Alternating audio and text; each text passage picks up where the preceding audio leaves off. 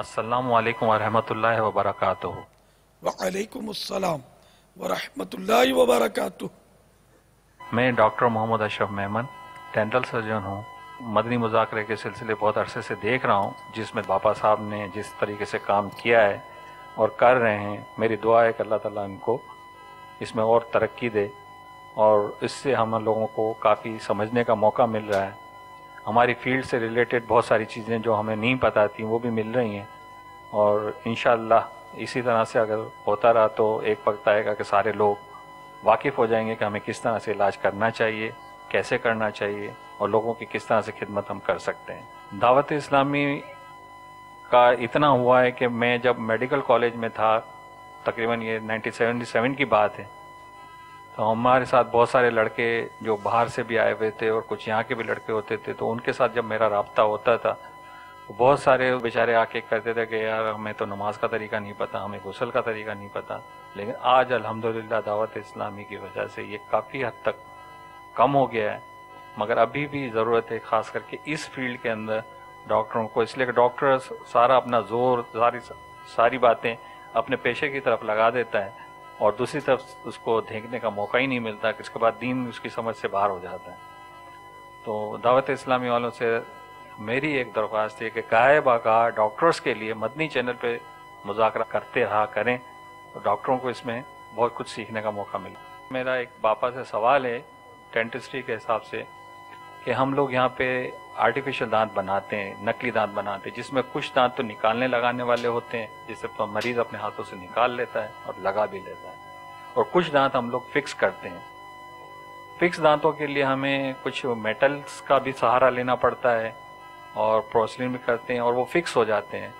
तो आया ऐसे दांत हम बना सकते हैं या नहीं बना सकते हैं, और उससे वजू और गुस्ल का क्या हुक्म होगा? माशाअल्लाह, देखो कैसे खौफे खुदा वाले डॉक्टर हैं, डेंटिस्ट। तो मैं सोच रहा था कि इनको मैं मशवरा दूं कि डेंटिस्ट में ये होता है कि जैसे कि किसी को स्केलिंग तो ये करते हैं, क्या ज़रूरत हो ना हो ये इनको पता। अगर ज़रूरत है स्केलिंग की, इसमें भी क्या करते हैं, दो दो तीन तीन दांत का करेंगे, फिर बोलेंगे अब फुला दिन आना, कि तुम एकदम से सब बर्दाश्त नहीं कर सकोगे, किसी तरह भी आटी मार देते हैं।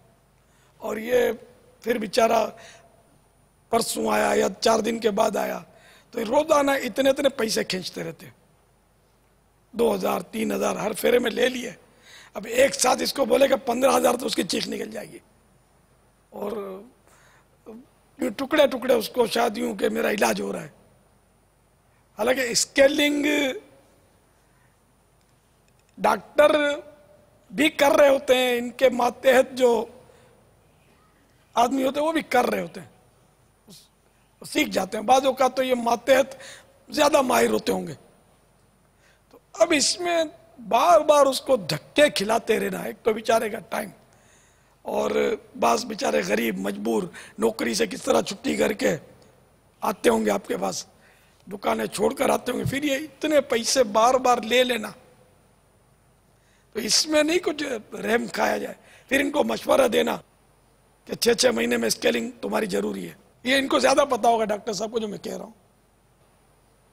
6 महीने में तुम्हारी स्केलिंग जरूरी है, 3 महीने में आपकी जरूरी है, साल में 2 मरतबा करवानी है।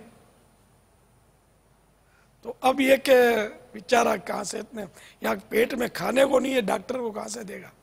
अच्छा, फिर ये कि हालांकि एक वक्त में स्केलिंग हो सकती है, दांतों में जो ये चूना जम जाता है ना, ये निकालते हैं वो मुड़े हुए एक आले से, तो वो एक हो जाता है एक निश्चित में, मुझे पता है मुझे। तो ये काय को धक्के खिलाते हैं, तो ना करें ऐसा।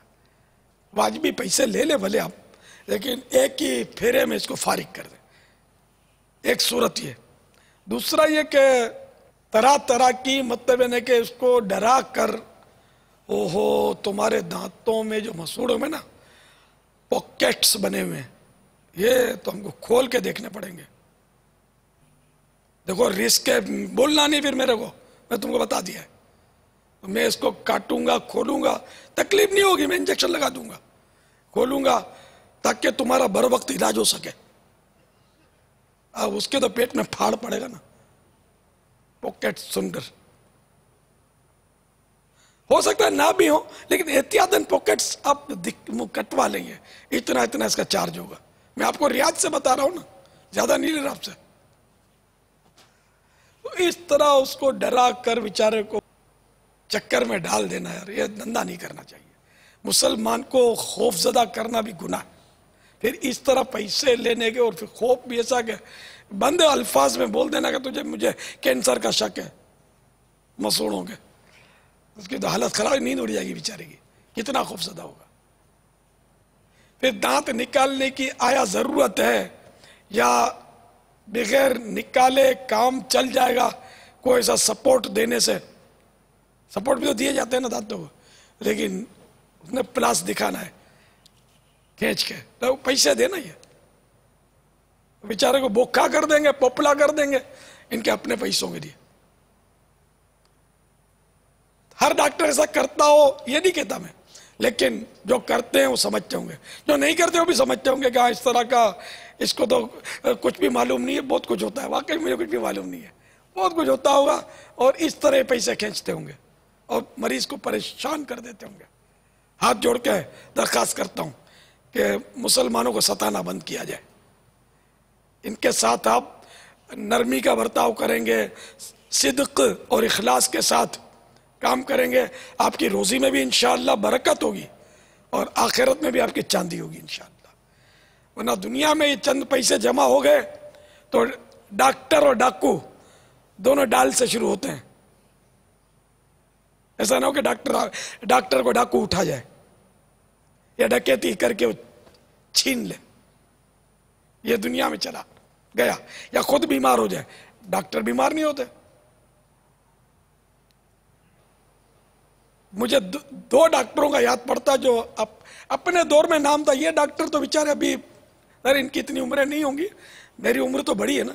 मैंने एक डॉक्टर बहुत मशहूर था, बाबुल मदीना का, हार्ट स्पेशलिस्ट, बहुत मशहूर था, दिल का डॉक्टर। वो उसका भी आखिरकार बेचारे का हार्ट फेल हुआ। एक दिमाग का डॉक्टर था, गालिबन वो भी अपने दिमाग के ही आर्जे में फोत हुआ। मुझे ये नहीं पता कि वो बदउनवान थे, ये पता नहीं है कुछ भी। लेकिन एक बात बोलता हूं कि डॉक्टर को भी बात होगा तो वही मरज हो जाए और वो चला जाए, ये एक इबरत तो है ना इसमें। तो डॉक्टर भी मरता है, बल्कि मरीज बच जाता है, डॉक्टर चला जाता है। आगाह अपनी मौत से कोई बशर नहीं, सामान 100 बरस का है, पल की खबर नहीं। तो हर एक को अपने रब से डरना चाहिए, चाहे वो डेंटल सर्जन हो, डेंटिस्ट हो या मेंटल सर्जन हो, जो भी हो, सबको अल्लाह से डरना चाहिए। चाहे वो स्पेशलिस्ट हो या जनरल फिजिशियन हो, सबको रब से डरना चाहिए और मुसलमानों की हमदर्दी करनी चाहिए, न कि मुसलमानों का गला काटे। खाने को नहीं है, दवा के लिए पैसे लाओ, और दवाएं भी इतनी महंगी होती हैं कि जिसकी इंतहा नहीं। फिर नकली दवाओं की भरमार अलग। अल्लाह करे डॉक्टर सर जोड़ के बैठे ना कि हम यार दुखियारी उम्मत की खिदमत करेंगे, अल्लाह हमारी किस्मत की रोजी देगा ही देगा अपने करम से, हम खिदमत करेंगे इंशाअल्लाह। काया पलट जाएगी उम्मत की, लेकिन बहुत बहुत लूटते हैं। अक्सरियत ऐसा लगता है कि लूट मार मचा रखी है। अल्लाह करे दिल में उतर जाए मेरी बात। सल्लु अलल हबीब सल्लल्लाहु तआला अला मुहम्मद। पापा एक सवाल, एक जो नकली दांत लगवाए जाते हैं, तो ऐसे दांत लगाने की सूरत में क्या वुजू और गुस्ल हो जाएगा या नहीं, या निकालना पड़ेगा, क्या हुक्म होगा?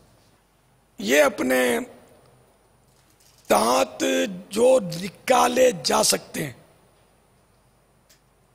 जो दांत निकाले जा सकते हैं और बाद में लगा दिए जाते हैं, इनमें तो वुजू में निकालना चाहिए, वरना सुन्नत अदा नहीं होगी।